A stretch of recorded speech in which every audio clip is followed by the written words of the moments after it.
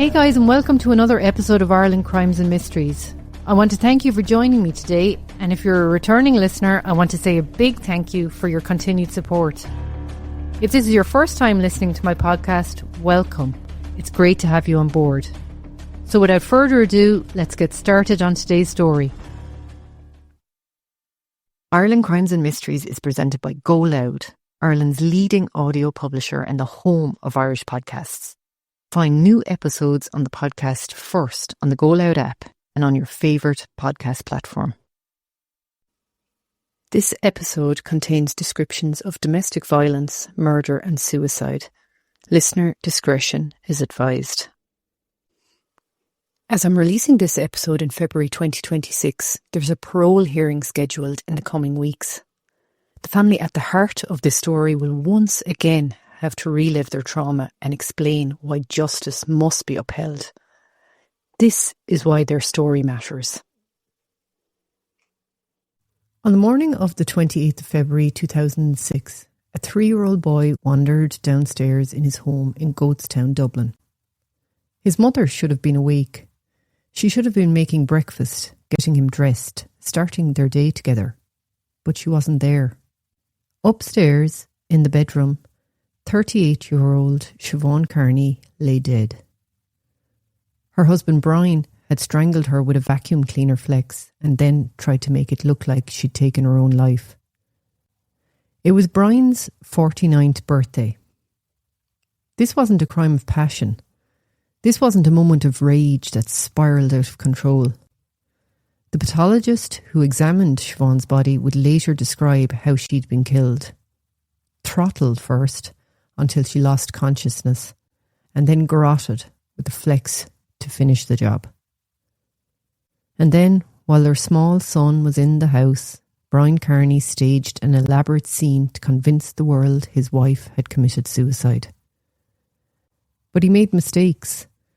The Gardaí suspected something was wrong almost immediately. The scene was too neat, too staged, too convenient. And over the next 2 years, as investigators pieced together what really happened that morning, a picture emerged of a controlling man who killed his wife rather than let her leave him. Siobhán had told her family the marriage was over. She was planning to separate from Brian amicably, to move on with her life. But Brian Kearney had other plans. Plans that involved a vacuum cleaner flex, a staged suicide scene, and the calculated murder of the mother of his child. This is Ireland Crimes and Mysteries. I'm your host Nules, and this is the story of Siobhán Kearney, a bright, vibrant woman whose life was stolen by the man who'd promised to love her. Siobhán McLaughlin, known as Shawnee to her family, was born into a close-knit Dublin family, the 5th of 7 children. Her parents were Owen and Deirdre McLaughlin. The siblings were close in age, just a year or so between most of them, and by all accounts they were incredibly close. Siobhán trained as a chef. This wasn't just a job for her, it was a passion. She trained at the Shelbourne Hotel, one of Dublin's most prestigious establishments, learning the craft properly, the traditional way. After qualifying, she worked in kitchens, honing her skills, building her reputation. In 1989, when Siobhán was 21 years old, she met Brian Kearney. They both worked at the Yamanuchi pharmaceutical plant in Mulhubbard, County Dublin. Siobhán worked as a chef in the staff canteen. Brian was an electrical contractor, 31 years old, 10 years her senior. Brian later recalled being struck by how mature she seemed. She was 21, I was 31. I thought she was older, he'd say. She looked so in control of the place. He asked her out repeatedly before she finally agreed to go on a date with him. They started a relationship. It moved quickly. Within a few years they were engaged. But in 1995, just months after the engagement, they split up. The relationship ended. The engagement was broken off. Siobhán moved on with her life. She moved to Clontarf, then to Blackrock, building her independence. And she did what she loved. She set up her own catering business. For a young woman in her mid-20s in 1990s Ireland, this took courage and ambition. She was making it work, carving out a career for herself, standing on her own 2 feet. Around the year 2000, 5 years after they'd broken up, they reconnected and the relationship rekindled. Shortly after reuniting, Siobhán became pregnant, but tragically she suffered a miscarriage. It was a difficult time, a loss that would have tested any couple. But they stayed together, and in January 2002, Siobhan and Brian married. Then came their son Daniel. Siobhán was a mother now. Her world revolved around this little boy, caring for him, loving him, planning his future. But motherhood wasn't the only major change in Siobhán's life. In late 2002 or early 2003, the Kearneys made a bold move. They bought a hotel in Majorca, the Hotel Salvia in the town of Solaire. It was a 3-storey townhouse that they converted into a 6-bedroom boutique hotel. The purchase price was $2.2 million, a massive investment. This was Celtic Tiger Ireland at its peak, and the Kearneys seemed to be living the dream. Brian's electrical contracting business was doing well. They owned properties in South Dublin. Now they had a beautiful hotel on a Spanish island. In June 2003, Siobhán gave an interview to a Sunday newspaper. She spoke glowingly about their new life in Majorca, about the hotel, about the relaxed Mediterranean lifestyle they'd been craving. To anyone reading that article, the Kearneys looked like they had it all. Successful businesses, a lovely home, a hotel abroad, a young son. The perfect Celtic Tiger couple. Siobhán threw herself into running the hotel.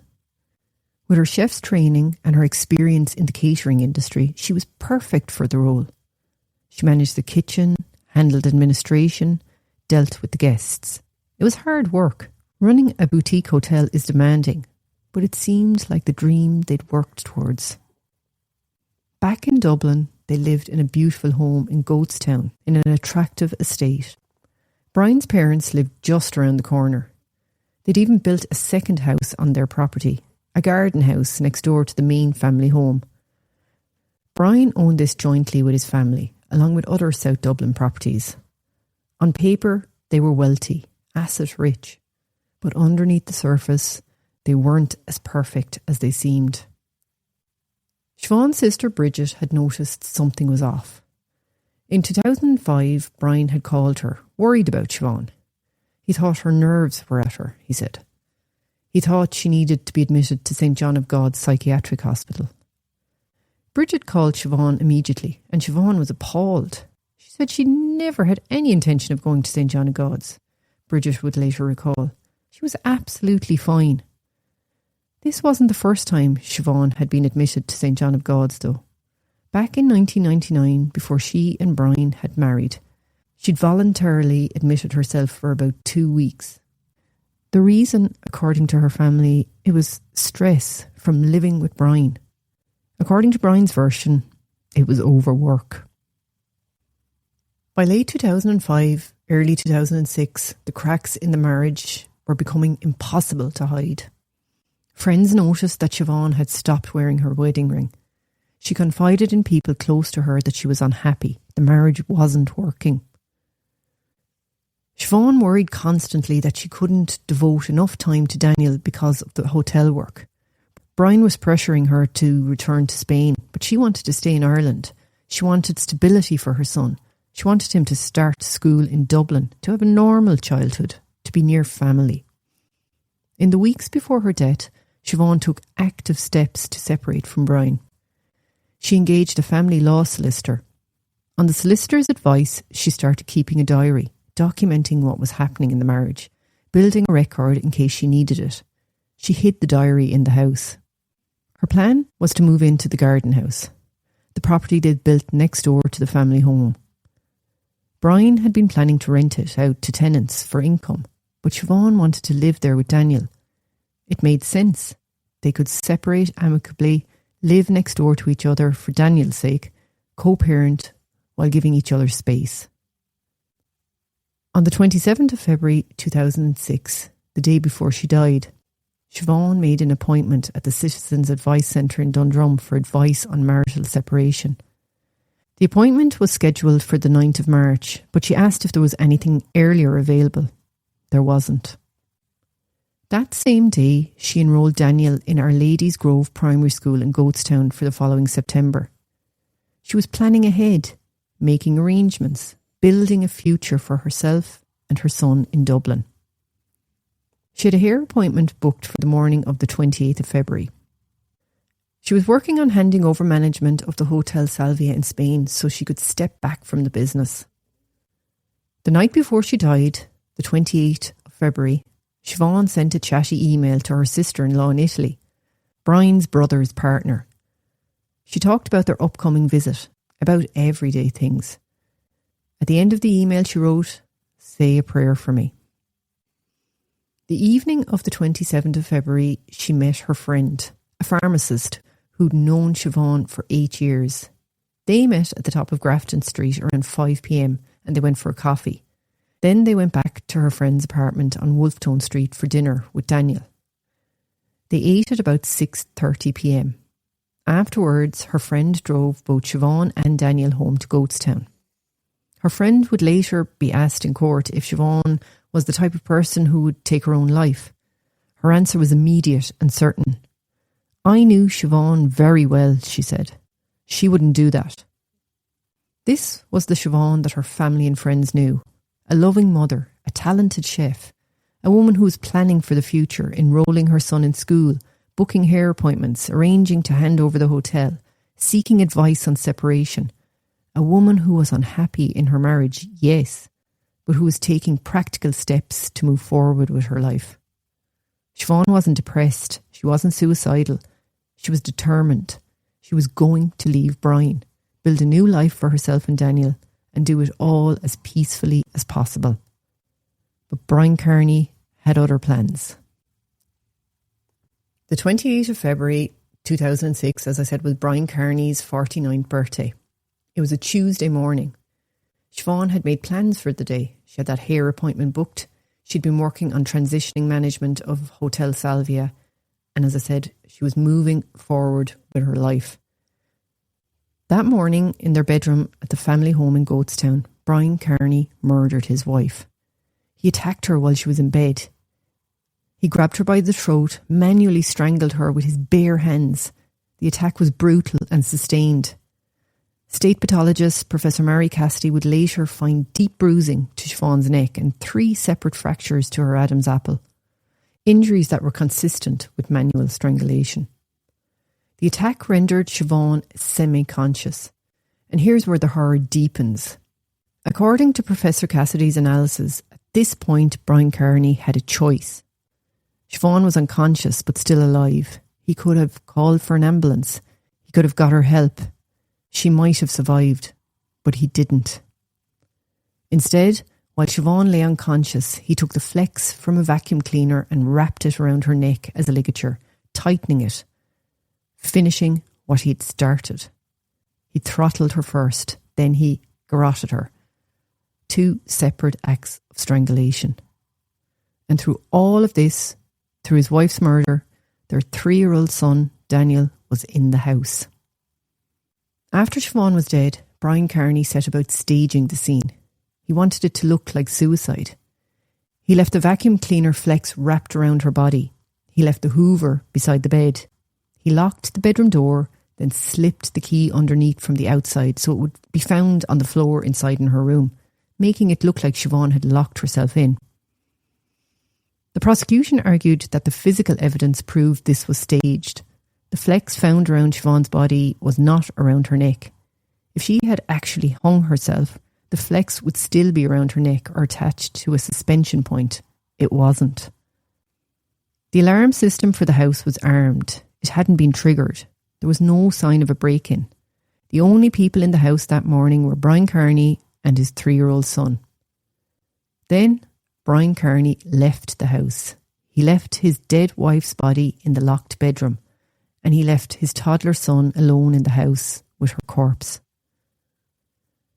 Around 9:30 that morning, Siobhán's younger sister arrived at the house. leaving her car at Siobhan's house and commuting to her job as a receptionist at Ernst & Young. Normally, she would arrive around 9 a.m, but on this particular Tuesday, she'd overslept. When she arrived at the house, she found her 3-year-old nephew walking around on his own. No sign of his mother. No sign of his father. She went upstairs. She tried the bedroom door. It was locked. She called out. No response. Something was very wrong. She looked through the keyhole and saw ruffled bedclothes, but she couldn't see Siobhan, so she rang her father. Siobhan's father arrived at the house. He went straight upstairs to the bedroom. He looked through the keyhole and saw the ruffled bedclothes. He shouted Siobhan's name 3 or 4 times, very loud, no response. He put his shoulder to the door. He ran at it with his shoulder. He used his feet. He broke the door down. He went into the room. There, lying on the floor near the ensuite bathroom, he saw his daughter. The vacuum cleaner flecks around her body. He put his hand on her forearm. He knew immediately she was dead. He put his hand on her leg. Cold. There was no doubt. His daughter was gone. Owen took Daniel and Niamh over to Brian Kearney's parents' house, which was just around the corner. While Owen was away, Siobhan's mother Deirdre made a phone call to Brian Kearney. She told him something terrible had happened. The conversation was brief, no more than 15 or 16 seconds. Brian said very little. He didn't ask what had happened. He didn't ask if everyone was okay. He just said he'd come. By the time Owen returned from Brian's parents' house, Brian had already arrived at Goatstown. When Brian arrived, Deirdre expressed sympathy. She told him she was sorry such an awful thing had happened. Brian's response was strange. He said, "We were going to be together forever." Owen would later testify about what he observed of Brian Kearney's demeanour that day. At one point, a doctor came into the room. Brian said to the doctor, "My heart is jumping out of my chest." But Owen McLaughlin saw no emotion. When asked in court if Brian had been crying, Owen's answer was definitive. No, definitely not. Earlier, Deirdre had made a brief phone call to Brian Kearney from the house. The conversation lasted no more than 15 to 16 seconds.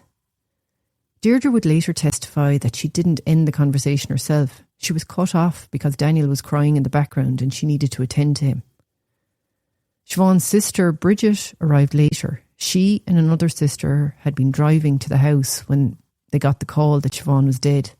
They were so upset they got lost and were delayed.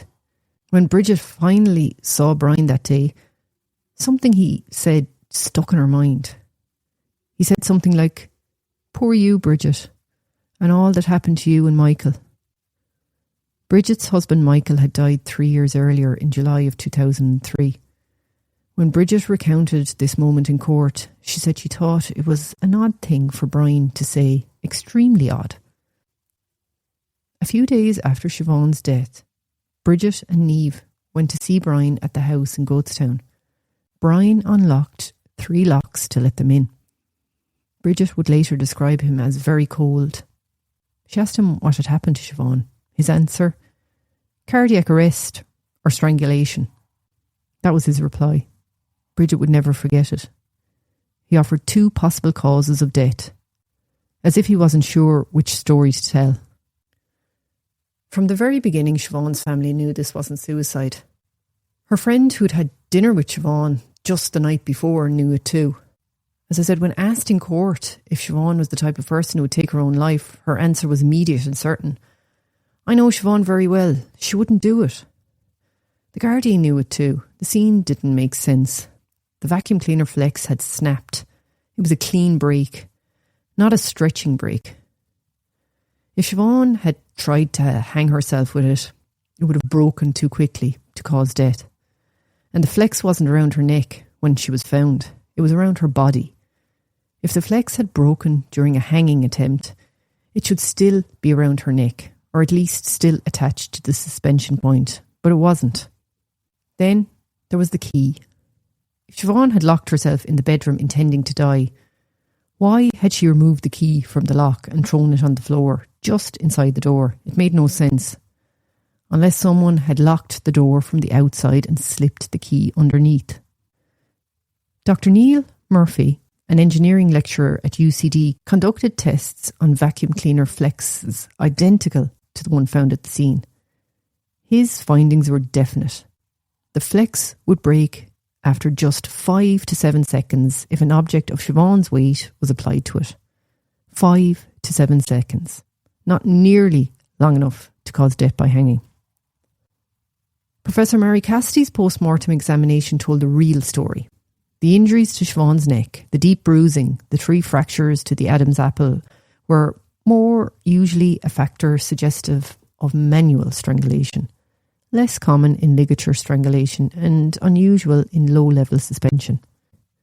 Professor Cassidy hypothesised what had actually happened. Siobhan had been assaulted while in bed, grabbed by the neck, rendered semi-conscious, at which point the ligature was applied, hastening her death. There were bruises on her lower body that could have been caused in a struggle with an assailant. Brian Kearney had manually strangled his wife, throttled her with his bare hands until she was unconscious. Then, while she lay helpless, he'd taken the vacuum cleaner flex and garroted her, tightening it around her neck until she was dead. Then he staged the scene to look like suicide, leaving the flex wrapped around her body, locking the door, slipping the key underneath it. The time of death was estimated at around 9 a.m. But when you combined Professor Cassidy's timeline with the alarm system log, the picture became clear. Only 2 people were in that house when Siobhan Kearney died. Brian Kearney himself and their 3-year-old son. There was no intruder, no break-in, no sign anyone else had been there. The alarm was armed. The house was secure.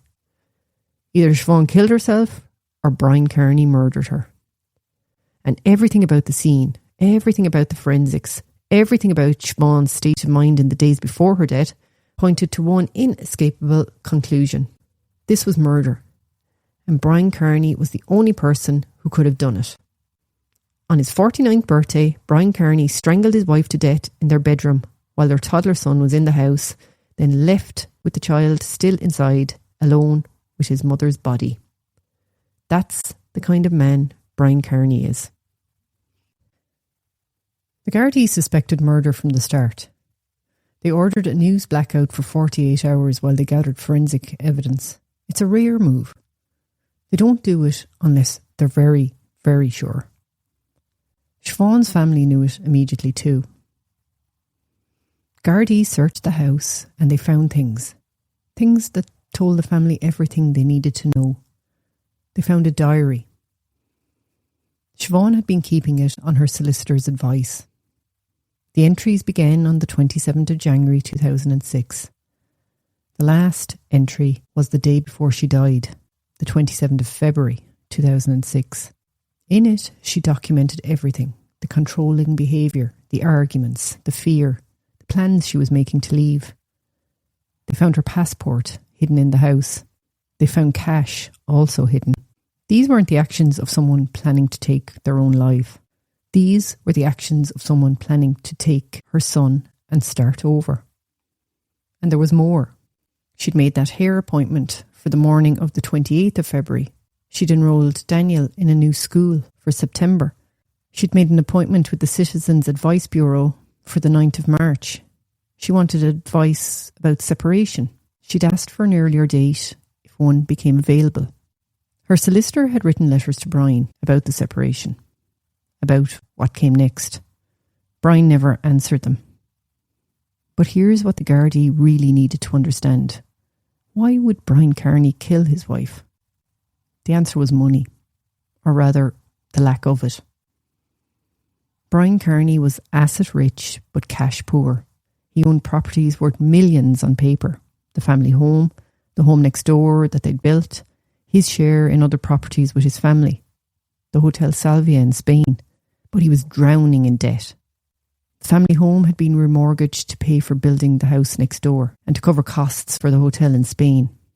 His monthly mortgage repayments were over $15,000 every single month. The bank had written to him. He needed to reduce his borrowing. He was overextended. His plan, his way out was simple. He'd rent out house next door, to cover the mortgage payments. That would cover a chunk of the mortgage payments. Eventually, maybe sell it. But that only worked if Siobhán went along with it. And now she wasn't going along with it. She was leaving. She was taking Daniel. She needed somewhere to live. The logical place? The house next door. The house Brian needed to rent out or sell to escape his debts. If Siobhán moved in there, he couldn't rent it. He couldn't sell it. He'd be trapped.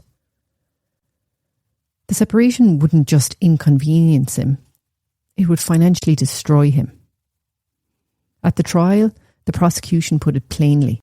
The separation would not suit him financially. In fact, it would increase the pressure on him. Remember what Brian said to Bridget when she asked how Siobhán died? Cardiac arrest or strangulation? It was an odd thing to say. Cardiac arrest is what's written on a death certificate. It's the medical term for when the heart stops. But strangulation? That's not a natural cause. That's not something you'd suggest unless you knew. And there was his behaviour at the house. When Bridget and Niamh went to see Brian several days after Siobhán's death, he had to unlock 3 locks to let them in. The house was locked up tight. Inside, Bridget said he was very cold. No tears, no emotion, just cold. On Thursday, the 2nd of March 2006, just 2 days after Siobhán's death, Brian Kearney was arrested. He was taken to Dundrum Garda Station under Section 4 of the Criminal Justice Act. He was questioned, and that night he was released. The Gardaí sent the file to the Director of Public Prosecutions. Then they waited. It took over a year. But in May of 2007, Brian Kearney was charged with his wife's murder. He was released on bail with conditions. He had to surrender his passport. He had to sign on at the Garda station every single day. He couldn't travel to Spain to check on his hotel. When the charges were read to him, Brian Kearney said 2 words: not guilty. The trial of Brian Kearney began in February of 2008 at the Central Criminal Court in Dublin. The jury was made up of 8 women and 4 men. Mr. Justice Barry White presided. Dennis Vaughan Buckley SC led the prosecution. Patrick Gageby SC led the defence. Brian Kearney pleaded not guilty to murder. The prosecution case was straightforward. Brian Kearney strangled his wife with his bare hands. Then he used a vacuum cleaner flex as a ligature to finish the job. Then he tried to stage it as a suicide by attempting to hoist her body over the ensuite bathroom door. The flex broke. So he left it wrapped around her body, locked the bedroom door from the outside, slipped the key underneath, and went to work. The case was built on circumstantial evidence. No one saw what happened in that bedroom. The prosecution argued that when you put all the pieces together, there was only one conclusion. Now let's talk about the evidence. First, the pathology. State pathologist Professor Mary Cassidy testified that Siobhán died from asphyxiation due to neck compression. The ligature marks on her neck were consistent with either low-level hanging or ligature strangulation. But then came the critical findings. Deep bruising to the neck, 3 separate fractures to the Adam's apple. Professor Cassidy told the court these injuries were more usually a factor suggestive of manual strangulation, less common in ligature strangulation and unusual in low-level suspension. In other words, someone grabbed Siobhán by the throat, hard. Professor Cassidy described a possible scenario. Siobhán was assaulted while in bed. She was grabbed by the neck, rendered semi-conscious, and then the ligature was applied, hastening her death. Then there was the engineering evidence. Dr. Neil Murphy, an engineering lecturer at UCD, ran tests on the vacuum cleaner flex. He wanted to know if it could have supported Siobhán's weight long enough for her to die by hanging. His conclusion? No. The flex would break after 5 to 7 seconds if an object of Siobhán's weight was suspended from it. That wasn't long enough to cause death. He conducted a number of stress tests on the flex from the vacuum cleaner found at the scene. He said the first test, shown to the jury on video, put a weight of 54 kgs, the same weight as Siobhán Kearney, on a 35 centimetre length of cable and timed the result. Dr. Murphy added the flex snapped in just 5 seconds. Another test with 47.6 kgs. This time, the cable snapped after just 7 seconds. Professor Mary Cassidy supported this. She said that in her experience of unsuccessful hangings, the person would fully recover within minutes. The injuries to Siobhan's neck would have needed a prolonged period of hanging or for the ligature to remain constricted around her neck after death. But the flex wasn't around her neck when she was found. It was wrapped around her body, and it wasn't attached to any suspension point in the door. If she had hung herself, the flex would still be around her neck or attached to the door. It was neither. Then there was the locked door and the key. When her sister arrived that morning, the bedroom door was locked. She couldn't get in. Owen had to break it down. The key was found just inside the door on the floor. The prosecution asked the jury, why would Siobhan lock the door from the inside, take the key out of the lock and throw it on the floor before killing herself? The more plausible explanation? Brian locked the door from the outside and slipped the key underneath to make it look like she'd locked herself in. There was also the question of the timeline. Brian Kearney visited a supplier that morning between 7:50 and 8 a.m. That was more than an hour earlier than usual. And when Deirdre McLaughlin called him to tell him something terrible had happened, he never asked what. Most people, when they get a call like that, ask, what happened? Is everything okay? Is everyone okay? Brian didn't ask. And then there was his behaviour when he arrived at the house. Owen McLaughlin, Siobhan's father, was asked if Brian was crying when he got there. Owen's answer, no, definitely not. Bridget McLaughlin described Brian as very cold. When she asked what happened to Siobhan, Brian said, cardiac arrest or strangulation. An odd thing to say. And when Bridget and Niamh went to the house several days after Siobhan's death, Brian unlocked 3 locks to let them in. He was very cold. No emotion. A family friend, Sergeant Charlie McConalogue, had been called by Bridget. He arrived at the house around midday. When he got there, he went upstairs where Gardaí were processing the scene and provided a formal identification of the body. Then he came down to the kitchen where the McLaughlin family had gathered. There was great devastation in that kitchen, he later testified. People were hugging and embracing. He went into the front room where Brian Kearney was sitting. Brian's sister was massaging his head and neck. He was hyperventilating, rocking back and forth, saying, "Oh my God, oh my God." Charlie offered his condolences. Later, Brian came up to him. First he asked, "Charlie, can I go now?" Charlie told him no one could leave, including himself. Then Brian asked another question. "Charlie, will the detectives want my clothes?" Sergeant McConalogue was taken aback. It was a strange question to ask. He immediately told the Gardaí. The prosecution laid out the final motive. Brian Kearney was drowning in debt, despite owning properties worth millions. His only way out was to rent or sell the house next door. But if Siobhan left him and moved into that house with Daniel, he was trapped. The prosecution's closing argument was simple. The separation would not suit him financially. In fact, it would increase the pressure on him. The defence had a different story. They argued that Siobhan Kearney had taken her own life. The separation, he said, was amicable. There was no history of violence, no affairs, no bitter custody battle looming. Brian Kearney was not under financial pressure, the defence claimed, and the prosecution couldn't correlate the evidence to suit their narrative. The defence pointed to the DNA evidence. A minor sample of male DNA had been found on the vacuum cleaner flex. It didn't match Brian. It didn't match anyone who had been at the scene. Its origin was never identified. And Professor Mary Cassidy, the defence noted, had not ruled out the possibility of death by low-level suspension hanging, where Siobhan's full weight would not have been borne by the flex. The defence also brought up Siobhan's mental health history. In 1999, she'd been admitted to St John of God's Hospital for 5 days.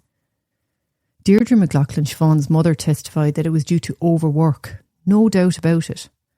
But the defence suggested it showed vulnerability.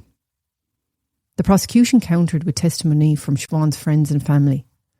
A friend of 20 years had met Siobhan a week before her death. Siobhan was in great form, she said. She noticed Siobhan wasn't wearing her wedding rings. Another friend had dinner with Siobhan the night before she died. Siobhan was in her usual positive form. They chatted about Daniel, about which school he'd been enrolled in. When asked if Siobhan was likely to have taken her own life, she said she knew Siobhan very well and Siobhan was not suicidal. The prosecution reminded the jury of everything Siobhan had been planning. The diary documenting the marriage, the passport and money hidden away, the hair appointment, the school enrolment, the legal advice appointment. These were not the actions of someone planning to die. On the 5th of March 2008, the jury retired to deliberate. They deliberated for 5 hours and 24 minutes. Mr. Justice Barry White initially directed them to return a unanimous verdict, but within half an hour of being given the option of a majority verdict, they returned. The knock on the jury door came at 3:43 p.m. The courtroom was packed. Both families were there, the McLaughlins on one side, Brian Kearney's family on the other. Mr. Justice White cautioned the court. He wanted no emotional outbursts, no triumphant gestures when the verdict was given. The verdict was read. Guilty, 11-1. The courtroom fell almost totally silent. Then Siobhan's sisters began to sob quietly, holding on to each other. Brian Kearney showed no emotion. He sat perfectly still. But his daughter, who had been at his side throughout the trial, cried into his shoulder. Mr. Justice White imposed the mandatory life sentence. Deirdre McLaughlin asked to read a victim impact statement, but the judge refused. At that time, victim impact statements were not permitted in murder cases in Ireland. The McLaughlin family waited until the prison van carrying Brian Kearney left the forecourts. Then they walked out hand in hand. When the van pulled away, someone in the crowd began to clap. The clapping grew faster and louder. "You'll be eating porridge tomorrow," shouted a passer-by. Brian Kearney was going to prison for the rest of his life. Brian Kearney didn't accept the verdict. In July 2009, more than a year after his conviction, he appealed to the Court of Criminal Appeal. His lawyers argued that the conviction was manifestly unsafe. There was no primary fact evidence linking him to the killing, they said. The trial judge had erred by allowing the diary into evidence. It was prejudicial. The jury might have speculated about what was in it. The prosecution had exceeded what was permissible when they referenced Brian's right to silence during Garda interviews. There should have been a directed acquittal at the end of the prosecution case. The Court of Criminal Appeal heard the arguments. 3 judges. They adjourned to consider their decision. Then they dismissed the appeal, stating the court judge had not erred in any respect. The conviction was safe. The evidence against Kearney was overwhelming. The McLaughlin family hugged each other when the decision was announced. Brian Kearney tried again. In 2010, his legal team applied to the Supreme Court under a specific provision of law, arguing there was a point of law of exceptional public interest that needed to be considered. The Supreme Court refused to hear the appeal. After that initial verdict in March 2008, the McLaughlin family waited, as I said, until the prison van carrying Brian Kearney left the forecourts and then walked out hand in hand to meet the media. Aisling McLaughlin spoke for the family. "People who do these things cease to be human," she said. "The faith and the trust that we had in our criminal justice system has not been displaced, and we have not been let down," Aisling continued. "Today Siobhan has got justice. We have got justice. And Siobhan's murderer has got justice." But there was pain in her words too. Since that day, Tuesday, the 28th of February 2006, our lives have been utterly destroyed by this brutal and pointless act of savagery from which we cannot and never will be the same. She spoke about the family being haunted by the fact that they couldn't help Siobhan that morning, that she was alone in the last and worst moments of her life. unaware that the place she felt safest, in fact, was the most treacherous. Brian Kearney was taken to prison. He's been there ever since. Currently, he's serving his time in Whitfield Prison in Dublin. And in all those years, nearly 20 years on, Brian Kearney has never admitted what he did.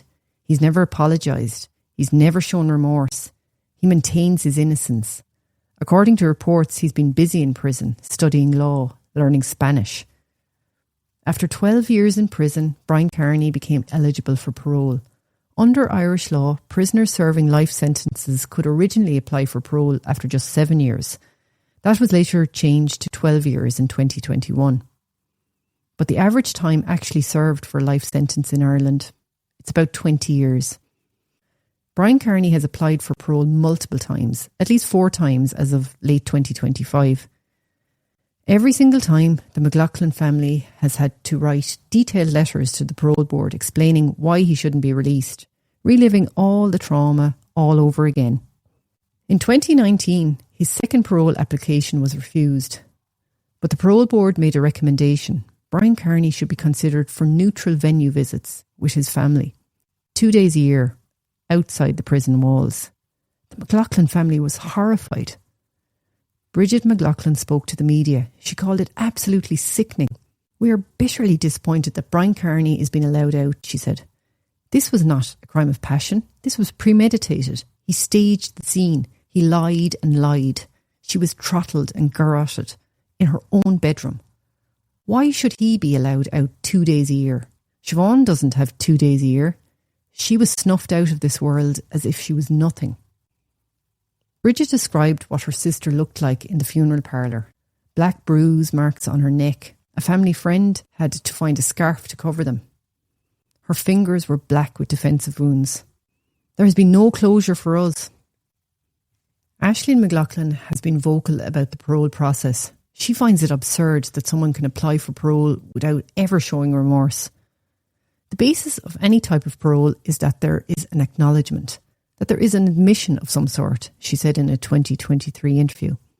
That there is rehabilitation, that there is remorse. There is none of that. Until any of them come forward and take responsibility and try to show that they are rehabilitated and engaged in rehabilitation, why would they even be allowed to come forward and have that conversation? I don't understand. She's described each parole hearing as leaving the family with a pit in their stomach. In November 2025, Brian Kearney's 4th application for parole was refused. The family expressed relief, but they know he'll apply again. Some questions about this case have never been answered. There was that unidentified male DNA found on the vacuum cleaner flex. It didn't match Brian. It didn't match anyone who had been at the scene. Its origin has never been identified. Brian Kearney never testified at his trial. He never told his side of the story. He exercised his right to silence. So we don't know what he would say about that morning. We only have the evidence, the forensics, the timeline, the testimony of Siobhan's family and friends. And there's the question that still haunts people who followed this case. Why that day? Why did Brian Kearney choose his own 49th birthday to murder his wife? Was it planned that way? Or was it just a coincidence? Did something happen that morning that triggered it? Or had he been planning it for weeks? We'll probably never know. What we do know is this. Siobhan Kearney was a 38-year-old mother who wanted out of an unhappy marriage. She was making plans. She had a diary, a passport, money hidden away, a hair appointment for her that day, a school for her son, a legal advice appointment booked. She was planning a future, and Brian Kearney took that away from her. The McLaughlin family has spent nearly 2 decades without their daughter, their sister. Daniel grew up without his mother. The family home where Siobhan felt safest became the site of her murder. Brian Kearney is in prison. The courts upheld his conviction. Justice, in the legal sense, was done. But for the McLaughlin family, there is no closure. There never will be. Siobhan deserved to live. She deserved to raise her son. She deserved to be free. Instead, she's remembered for how she died, strangled by her husband in her own bedroom. her death staged to look like suicide. But she's also remembered for who she was, a beloved daughter, a cherished sister, a devoted mother, a friend who was described as being in her usual positive form the night before she died. The last word should go to her family. We miss her every day. So guys, that's it for today's episode of the Ireland Crimes and Mysteries podcast. Again, thanks for your listenership, and don't forget to subscribe to the show and hit that auto download so you never miss an episode. Until the next time, keep your eyes open and your mind curious.